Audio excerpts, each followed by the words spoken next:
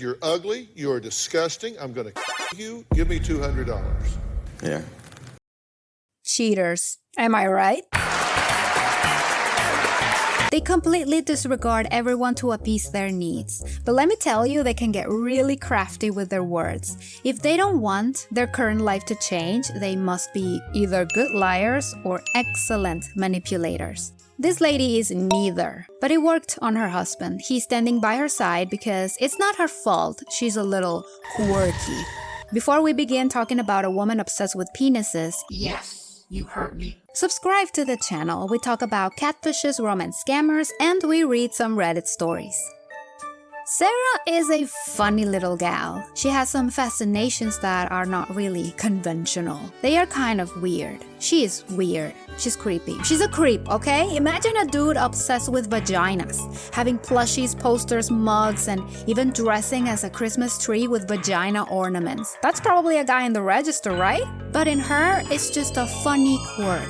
Isn't that interesting? I'm just quirky and weird, and I don't always stop and think of the consequences to my actions. Sarah is married to Brian. They have been together for 22 years. She was open to her husband about talking to people online and creating friends all over the world. I don't think it is wrong for somebody to have relationships of both sexes. Do we let other people in our sex life? No. Would he be open to it if I did? Probably. Everything was fine for the two of them until Brian found out his wife was having an interesting friendship with a man named John. Now, Brian knew this was just a friend online and that's all. Sarah only told her husband the truth after being cornered. But wait, I'm getting ahead of myself. John messaged Sarah on Instagram. It was a normal interaction until he asked Sarah, the penis-obsessed lady, if she was married. She did tell the truth, but still the relationship escalated over time, and Sarah let it happen. Even though I'm married, it's still nice to hear people find me attractive, so it was nice. So she was jeopardizing her marriage and stomping on her husband's trust because her ego is fragile. Okay. I understand the necessity of being accepted in a crowd. I guess everyone knows how that feels. But there's no need to go to those levels of intimacy with someone outside your marriage to fulfill that need. To me, he is just a very attractive man. And it was nice to have somebody that looked like that think that I was pretty.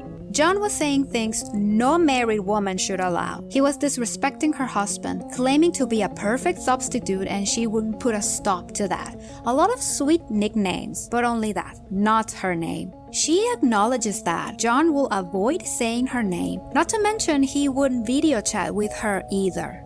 So John was in the military, and one day he messaged Sarah and told her he was being deployed to Syria. His accounts were frozen. He got shot. He needed the money to come back from Syria. This was such an easy one. Wouldn't you look at his name in the military database? Even if you believe the guy and after seeing how he is struggling for money to get back home, call the military and demand a response? I'm not even an American and I know that's not how the military works. This is her disregarding reality to suit her needs. The guy sent her a picture of his alleged injury so he could ask for more money. And Sarah would say yes because she was hoping to meet this man. I probably sent him money every week to 2 weeks for probably a good solid 6 to 8 months. Sarah not only gave him an absurd amount of money, but she also gave him all her passwords from everywhere. Social security, bank accounts, full name, address, family members. Oh, but he's just a friend. John was asking for money for everything: food, plane tickets, medicine, hotels.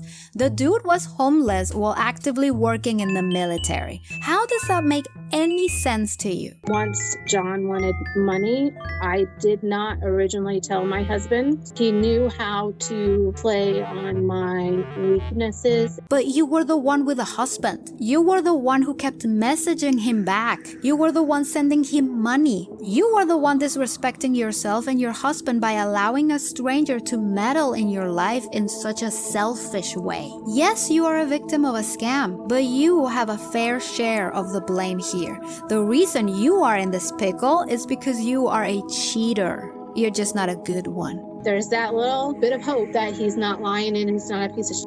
Now he's in the United States. Why don't I take a road trip? I want him to follow through with what he has promised me. Let's remember that promise.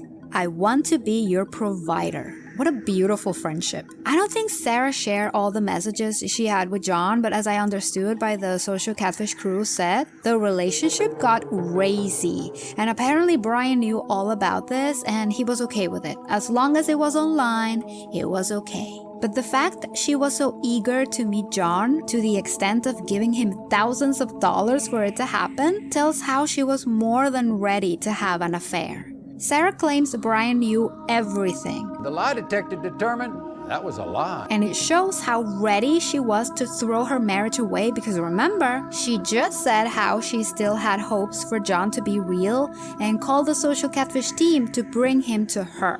For what? What would be the next move if John appeared? What about Brian? I have nothing to hide. I don't feel like I necessarily did anything wrong. Yeah, well, that's just like your opinion. Before this liar gets exposed, I just want to say one thing. And I see it in a lot of people who struggle with their egos. They are never wrong, they don't make mistakes, and if they happen to make a mistake, it's not because it's their fault, but it's because someone else made them make a mistake. And they truly believe that.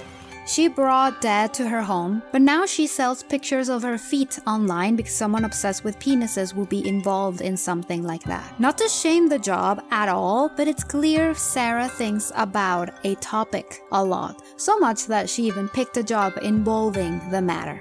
And I wonder, what about Brian? There's significantly less money in the household because Sarah was spending it on someone else. Why didn't he speak up? He is now in debt because of her. Where are his balls?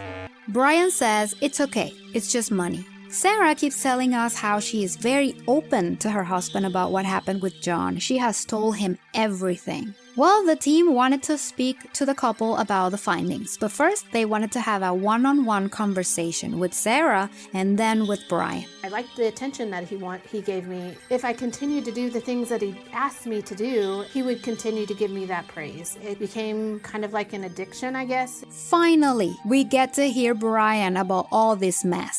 I don't know anything about John. I didn't even know his name until the other day. The only thing she really told me is that she was scammed out of about $60,000 and it was all investments. And those were not traditional investments, but yeah, she lied. Wow. Sarah is truly not very bright. She knew the truth was going to come out eventually, but still waited until she was cornered. She told Brian about the money, but even that was a lie. She didn't tell him the real amount. Brian didn't seem to know about a lot of the details between Sarah and John. To be honest, it didn't seem like he wanted to know.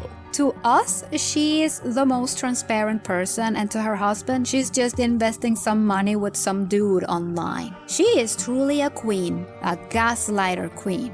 But even knowing how his wife was having an affair behind his back, she sent all of her money to a man she was eager to meet. Brian doesn't care. Money is just money, and they will power through. But the look in his eyes, I don't even know if the marriage is built on love anymore. It looks like they both need each other no matter how. So he's allowing Sarah to be and do whatever she wants. Assumptions, of course. The team showed the evidence and proved John was not real.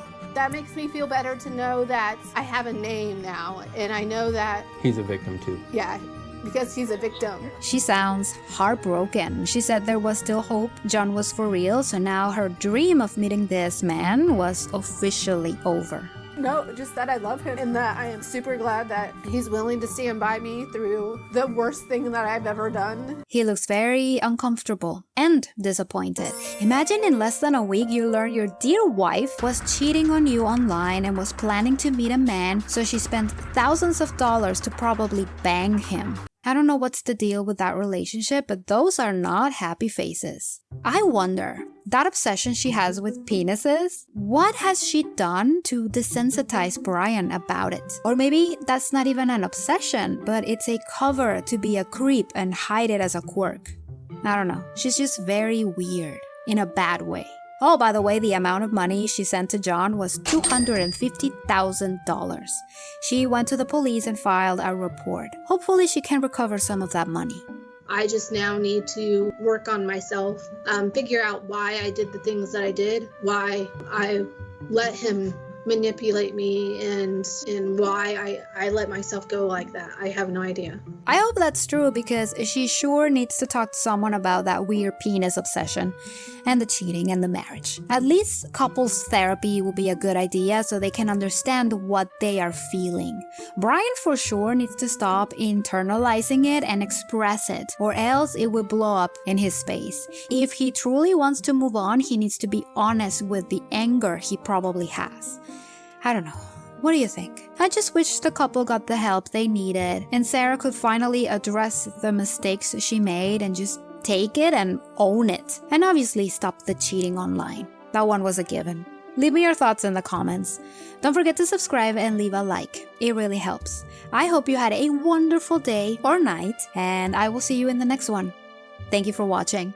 I'm just quirky and weird and everything when it comes to that. And I don't always stop and think of the consequences to my actions.